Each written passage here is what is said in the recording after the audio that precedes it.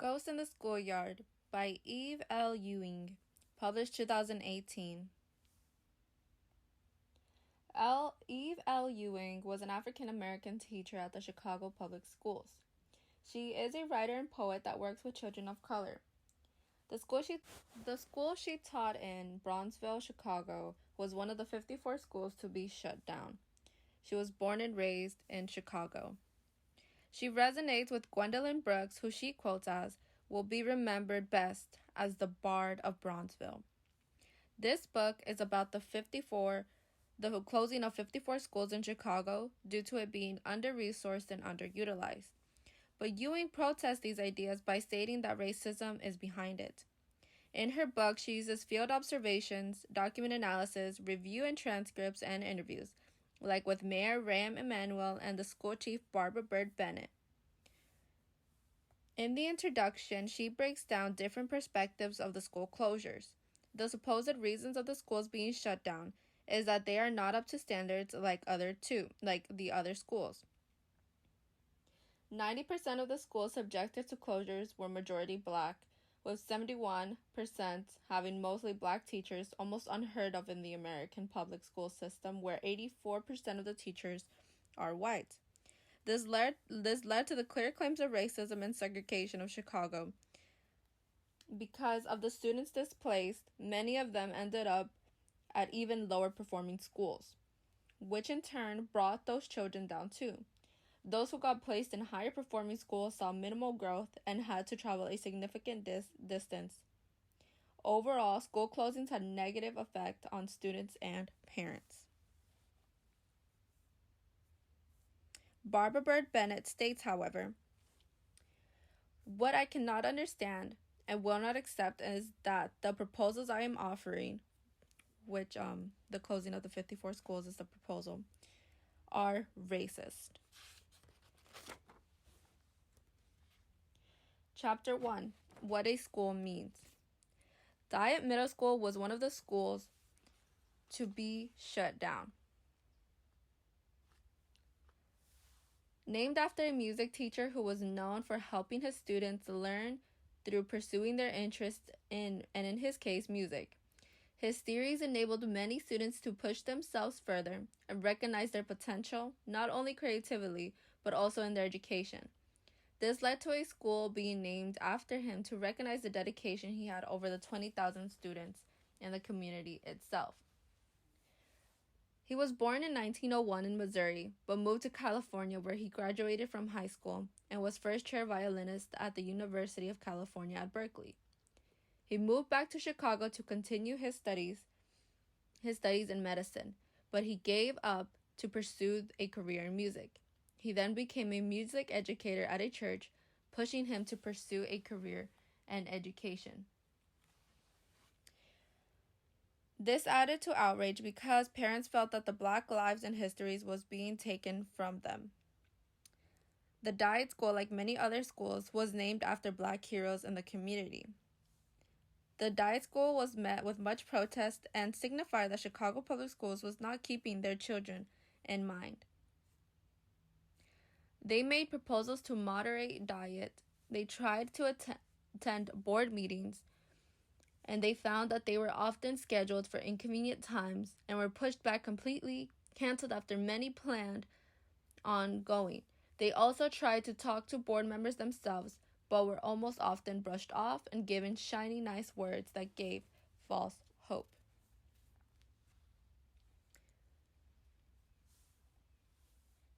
Chapter 2. City of Losses. The main idea of Chapter 2 were the roots of the problem that caused the schools to be shut down. We take a look at population increase, housing acts, so-called solutions and their consequences, and segregation's role. Many African Americans moved to the inner parts of Chicago in the Great Migration to seek job opportunities and escape Jim Crow laws in the South. This caused a high number of black children in the Chicago public school systems. It's sad to say that segregation, because of the influx of African American populations, Chicago had a housing crisis where black people would move to areas that were considered white. Chicago Housing Authority, CHS, was established to improve poor communities and provide federal support for a way to keep black people in their own communities. CHS would later tear down these communities which misplaced black students and their schools. This is a quote from the book. Additionally, those families who did return had to meet a variety of eligibility requirements to stay within the CHA system, from a mandate which they work 30 hours a week to provisions that they have adequate child care, maintain a good credit rating, and be subject to drug screenings and background checks. From 1990 to 1995, Bronzeville lost 272 children. From 1995 to 2000, it lost over 6,000.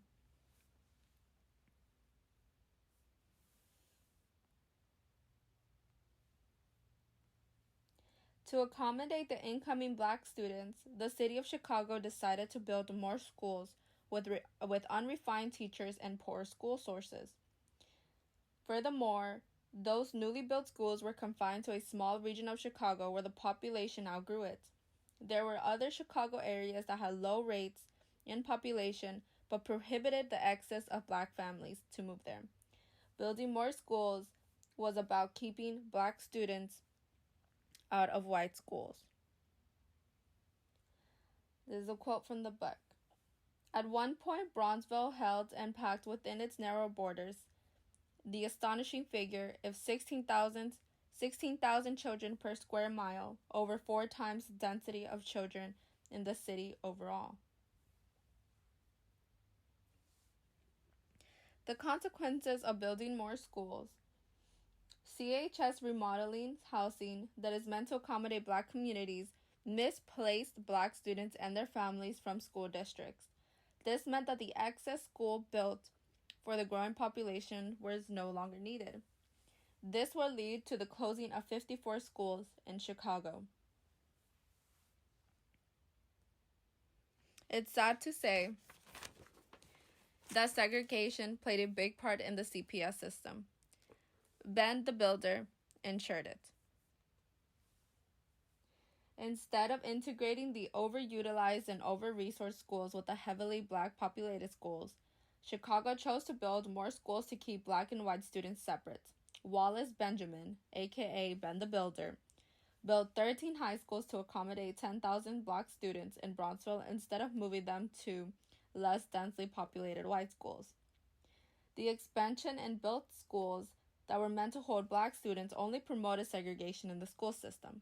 In addition, when these schools were removed, it was the black students that suffered. Their comfort and relationship with teachers became shattered when they had to move to a new school. It was the black students that became devastated and had major setbacks in their own education. These are 2 quotes from the book. Rather than allow students to enroll in white schools, district officials created double shifts where black students attended school for only part of the day, then traded off with another school. They hoped to maintain relationship with teachers they trusted. Parents scattered across the city by the demolition sometimes even sent their children to live with relatives back in their old neighborhood to keep them in the same schools. Chapter 3: Dueling Realities.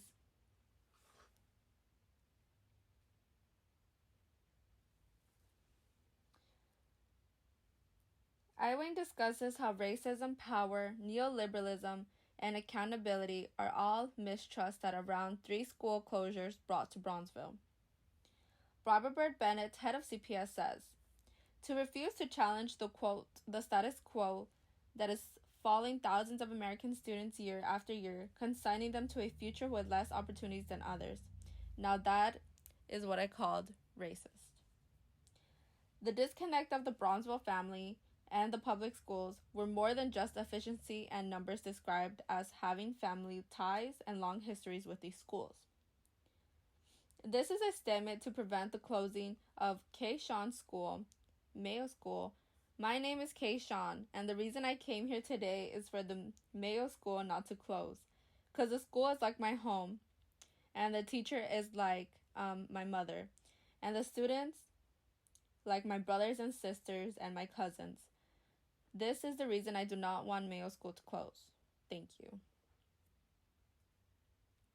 We are fighting the same fight. Chapter 4, Mourning. This chapter is broken down into institutional mourning and structural violence. Institutional mourning was felt by the African American community of Bronzeville with their school closings. Students and parents felt misplaced and angry because the closure prompted present racism. The closure cut out socialization for their children and therefore hindering their education. This was losing part of themselves that they saw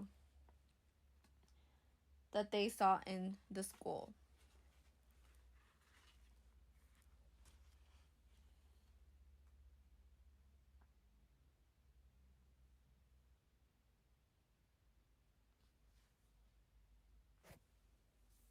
This is a quote from Judith Butler that Ewing included in chapter 4. On the one hand, there is a loss of place and the loss of time, a loss that can't be recovered or recuperated, that leaves its enigmatic trace. And there is something else that one cannot get over and cannot work through, which is the deliberate act of violence against collectively humans who have been rendered anonymous for violence and whose death recapitulates an anonymity for memory.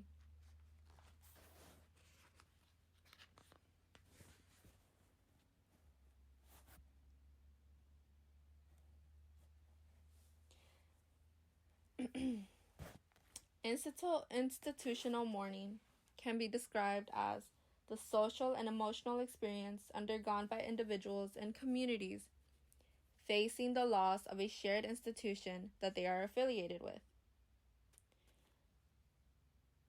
This socially marginalized communities, and this was by the sociologist William Julius Wilson.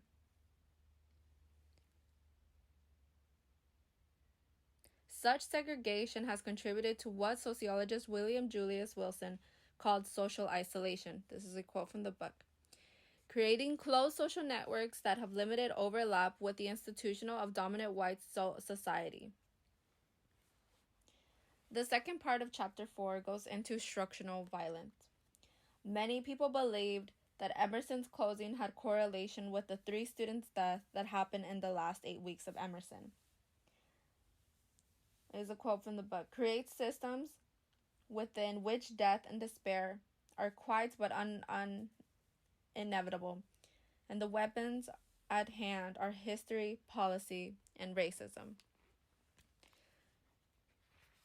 The school closings caused so much violence with protests and children being displaced in their schools that many students felt that they had no hope in their education, and many resulted in violence, and some resulted in death. The conclusion of the book. Eve L. Ewing finalized her thoughts on how the school closings were not of utilization but of racism, where the children were relocated and community members were discarded by those in power. This is a quote by Ewing. Is there room for democracy in a school system that is run by an oligarchy? She claims that schools' worth should not be measured just by underutilized it is from the perspective of the board, instead measured by what it brings to the community and those who are impacted if the schools were to close. Here we discuss the connections of the book to readings in class. This is the article by Valerie Strauss, Why We Should Diversify the Overwhelmingly White U.S. Teaching Force and How, and the connection with the ghost in the schoolyard. The article taught us how students are more comfortable and at ease when they have a teacher that looked like them. In this way, the students and teachers better understand each other. Because Chicago failed to integrate their schools, Black parents sought out to get refined Black teachers that can help their children grow. They felt having someone that understood them will encourage intellect and education. Having a diverse classroom breaks prejudices on the side of the teacher and students. This is a quote from Valerie Strauss. Studies indicate that tremendous benefits occur to African American and Hispanic Latino students who attend schools with high concentrations of African American or Hispanic Latino teachers. These students are less likely to be expelled or suspended, more likely to be recommended for gifted education, less likely to be misplaced in special education, and more likely to graduate high school in 4 years. Because the student and teacher understand each other, barriers are brought down, and the teachers are able to see who the children are without their skin being their first thought. Another article we take a look at from the reading in class is I Feel Invisible, Native Students Languish in Public Schools. The Native students in this article, while they are in the majority, are often pushed aside and discriminated against when compared to their white counterparts. Similarly, the students in Chicago School District, who are the majority in their area, are disregarded and seen more as liability than future members of society. They were also made promises that the board could not seem to keep. Broken promises, that's all you get from the school. As we see in I Feel Invisible, Native Students Languish in Public Schools, those students were met with death, violence, desperation, because the school system did not help them in any way. Similarly, the students in Chicago felt the same way by being displaced from their schools they grew up with. Questions and thoughts we had about the book. One of the questions is, during segregation times, were property taxes funding the public schools? In today's society, property taxes is the number one funding for schools. This is why more communities with higher incomes have better schools, and communities with lower incomes have lower funding for their schools. This, again, if property taxes led to the funding during segregation times, could be seen as why the white schools had so much resources and why the black schools didn't, and why they were so under-resourced and, quote, underutilized. Another question is, would politicians like Willis Benjamin still ration the idea of colorblindness when it came to race in today's society?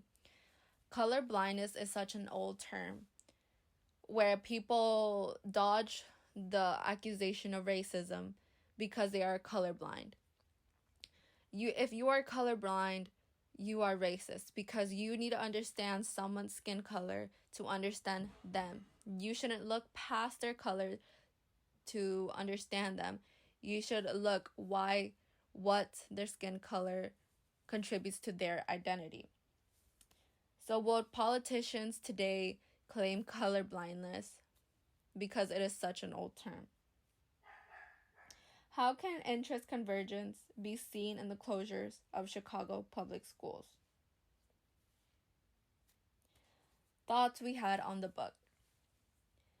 It's sad that many people in charge of a diverse school environment use terms like colorblindness. It is almost like they are ignoring the identity of students. Understanding a student's identity is key to their education and their learning. This is, in fact, a very sad story for future teachers to see. Students were being misplaced by the school system that were supposed to be there to help them.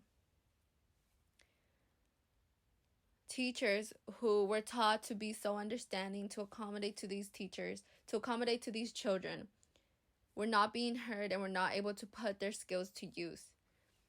I feel that in many ways, teachers felt that they had failed their students.